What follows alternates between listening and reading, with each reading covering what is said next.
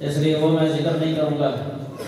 تو یہ باب باندھ کے جو ہے نا یہ معتزلہ کا اس میں رد ہے۔ ایک مسئلے کا تو آپ کو پتہ چل گیا ہے کہ وہ رد کس مسئلے میں ہے، وہ یہ ہے کہ کلام باری تعالیٰ ثابت کرنا چاہتے ہیں امام بخاری کہ مخلوق اور خالق کے کلام کے درمیان فرق ہو جائے، یعنی کہ اللہ کا کلام موزون نہیں ہوتا، پلڑی کے اندر رکھ کے اس کو وزن نہیں کیا جا سکتا، لیکن مخلوق کے کلام کا وزن ہو سکتا ہے۔ یہ دوسرا ضمنی طور پہ معتزلہ کا ایک اور رد ہے، چونکہ وہ میزان کے قائل نہیں تھے، کہتے تھے کہ میزان ہے ہی نہیں، میزان کی پھر تعویل کرتے تھے بڑی غلط، کہتے تھے میزان سے مراد جو ہے نا عدل ہے، بس اللہ عدل کرے گا، یہ نہیں ہے کہ وہاں کوئی ترازو لایا جائے گا، میزان اور نیکیاں اور بدیوں کا وزن کیا جائے گا، وہ یہ عقیدہ رکھتے تھے، لیکن یہ غلط ہے۔ قرآن میں آتا ہے وَالْوَزْنُ يَوْمَئِذٍ الْحَقُّ کہ وزن، یہاں وزن مصدر ہے، مصدر یعنی نیکیاں اور بدیوں کا وزن کرنا اس دن حقیقت ہے، حقیقت کا جانا۔ یہ 6-7 آیتیں آتی ہیں اس طرح کی موازین، سورۃ قاریہ کے اندر بھی اس کا ذکر ہے موازین کا، تو یہ حق ہے، اس میں ذرہ سا بھی شک نہیں ہے۔ تو معتزلہ کا اس نظریے کے اندر بھی رد ہو گیا ہے اس سے۔ ان کا شبہ یہ تھا کہ اعمال جو ہے نا، اعمال یہ تو ایسی شے ہے، نہ عمل کو ہاتھ سے پکڑا جا سکتا ہے، نہ آنکھ سے دیکھا جا سکتا ہے، یہ کوئی حصی نہیں ہے، کوئی مادی نہیں ہے، وزن تو حصی اور مادی شے کا ہوتا ہے۔ یہ منطقی کچھ اصطلاحیں انہوں نے بنائی ہوئی تھی، جوہر اور عرض، جواہر اور آراز، کہتے ہیں وزن جوہر کا ہوتا ہے، جوہر کی تعریف کرتے تھے القائم بنفسہ ہی کہ جو خود قائم ہوتا ہے وہ جوہر ہے، یعنی مادی شے، جس طرح یہ ہمارے سامنے گلاس پڑا ہے یا موبائل ہے یا کتاب ہے، ان کو ہم ہاتھوں سے پکڑ لیتے ہیں نا، یہ کسی دوسری شے کے ساتھ قائم نہیں ہے، ان کا وجود ہے اپنا، یہ ہے جوہر سے مراد۔ اور عرض کا مطلب ہوتا ہے القائم بغیر ہی، یعنی اپنے غیر کے ساتھ جو قائم ہوتی ہے، علیحدہ وجود نہیں ہوتا، یعنی جس طرح صفت ہے نا موصوف کے ساتھ قائم ہوتی ہے، صفت کا علیحدہ کوئی وجود نہیں ہے، فعل اپنے فاعل کے ساتھ قائم ہوتا ہے، فعل کا علیحدہ وجود نہیں ہے۔ کیا آپ نے کبھی روزہ دیکھا ہے؟ روزہ جب وہ روزہ رکھتے ہیں، نماز دیکھی ہے علیحدہ؟ نماز جو پڑھتے ہیں دیکھی ہے کبھی نماز؟ اگر کوئی کہے کہ میں نے دیکھی ہے تو وہ نمازی دیکھا ہے، نمازی یا روزے دار دیکھا ہے۔ کبھی تلاوت دیکھی ہے علیحدہ وجود و تلاوت کا؟ قاری دیکھا ہے، قاری تلاوت کرنے والا، لیکن تلاوت وہ نظر نہیں آتی کہ علیحدہ وہ ہم آنکھوں سے دیکھ رہے ہیں یا اس کو پکڑ کے ہم ادھر کر رکھتے ہیں ادھر رکھتے ہیں، ایسے نہیں ہے۔ تو کہتے ہیں کہ جو شے مادی نہیں ہوتی، عرض ہوتی ہے، عرض کہ اس کا اپنا وجود علیحدہ نہیں ہے، اس کا وزن ہو ہی نہیں سکتا۔ ان لوگوں نے اصل میں جو ہے نا اللہ تعالیٰ کو مخلوق پر قیاس کر دیا ہے، یہ بہت بڑی گمراہی ہے۔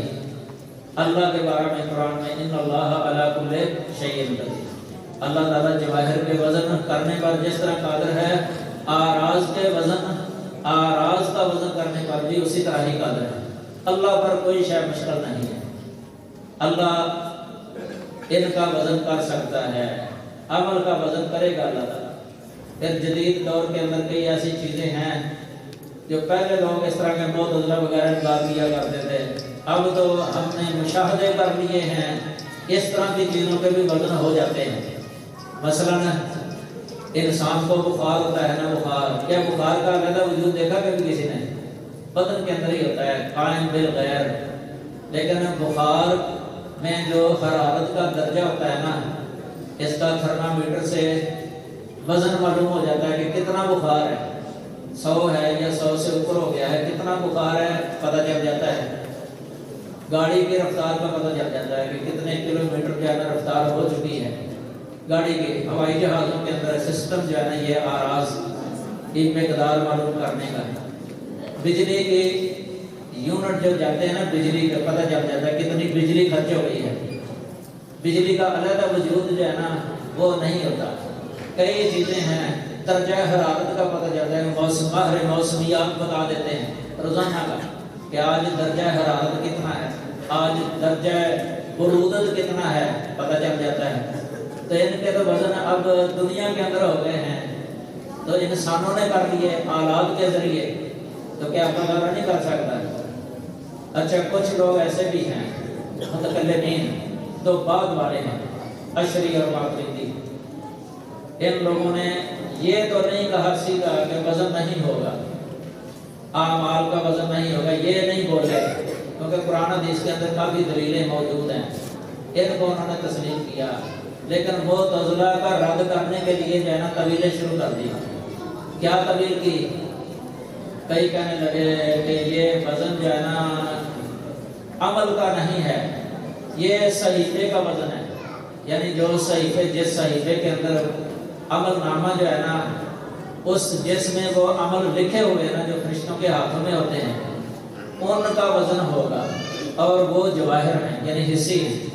کسی نے یہ جواب دے دیا معتزلہ کا رد کرنے کے، کسی نے یہ جواب دیا اور طریقہ یہ اختیار کیا، انہوں نے کہا کہ وزن کا، عمل کا وزن واقع نہیں ہوگا، لیکن عمل کو شکل دے دی جائے گی، عمل کو شکل دے دی جائے گی اور اس کو مادی بنا دیا جائے گا، اس شکل کا پھر وزن ہو جائے گا۔ کسی نے یہ جواب دیا ہے، لیکن یہ دونوں نظریے غلط ہیں۔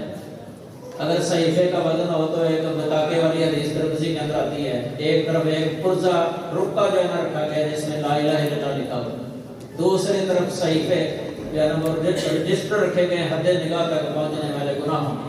اگر صحیفے کا وزن ہو تو پھر ان رجسٹروں کا وزن جو ہے نا زیادہ ہونا چاہیے تھا، اس پرزے کا وزن کم ہونا چاہیے تھا، حالانکہ ایسے نہیں ہے، اس کے بالکل برعکس ہے۔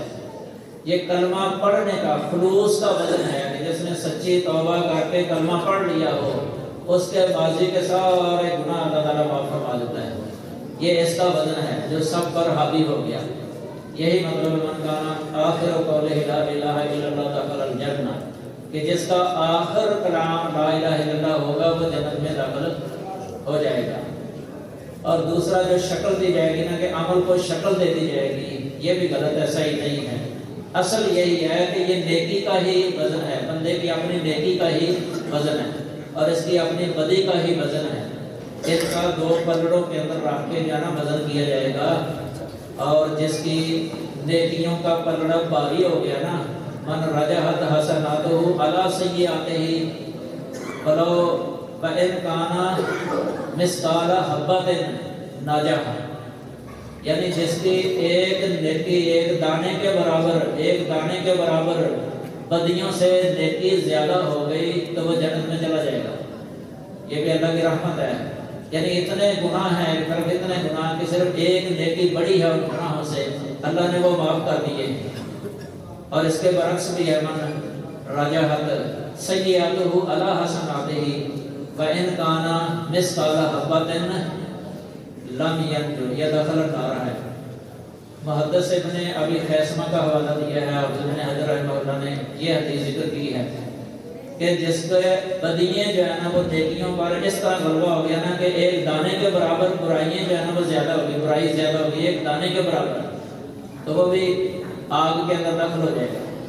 جب صحابہ کرام سے نبی صلی اللہ علیہ وسلم نے یہ ذکر کیا تو صحابہ کے دل میں ایک سوال پیدا ہو گیا، فمن تساوت حسناتہ سیئاتہ، کہ جس کی نیکیاں اور بدیاں برابر ہو گئیں تو اس کا کیا بنے گا؟ آپ نے فرمایا اولئک اصحاب الاعراف، یہ تو اعراف والے ہیں، قرآن میں ان کا ذکر ہے سورۃ الاعراف کے اندر، قال الاعراف رجال یعرفون کلا بسیماہم۔ اب ان کو ٹھہرایا گیا ہے، جنتی جنت میں داخل ہو گئے، جہنمی جہنم میں داخل ہو گئے ہیں، اب یہ ان کو روک لیا گیا ہے۔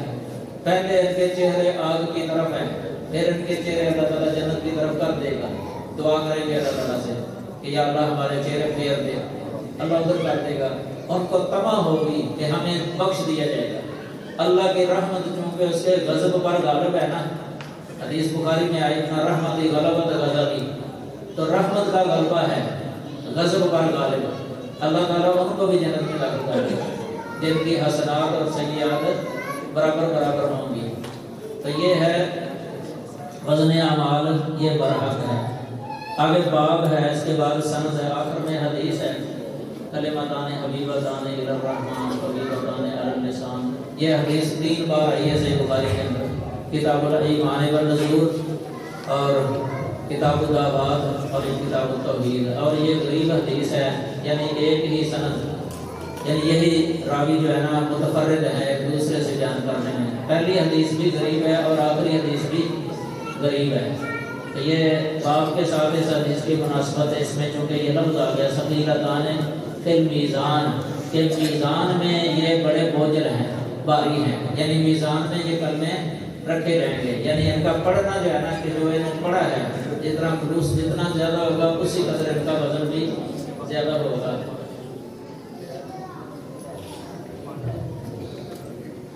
سبحانک اللہم و بحمدک اشہد ان لا الہ الا انت استغفرک و اتوب الیک. نماز کا ٹائم اوپر ہی ہو گیا ہے. اللہ تعالیٰ نے ویسے وقتوں کے اندر وسعت رکھی ہوئی ہے، انشاءاللہ ہماری یہ نماز بڑی ادائیگی ہی ہوگی، قضائی نہیں ہے. ہم اسی پر ختم کرتے ہیں اور ان طلبہ کے لیے ہم دعا کرتے ہیں کہ اللہ تعالیٰ ان کو عالم با عمل بنائیں اور ان کو دین کے خادم بنائیں اور ان کو دنیا اور آخرت کے اندر عزت عطا فرمائے اور ان سے بہت کام لے اپنے دین کا. اور ان کے شیوخ اساتذہ وغیرہ ان کی عمروں کے اندر بھی اللہ تعالیٰ برکت عطا فرمائے اور ان کو مزید توفیق عطا فرمائے اور ان کا سب یہ قبول فرمائے اور اللہ تعالیٰ سے ادارے کو بھی قائم دائم رکھے.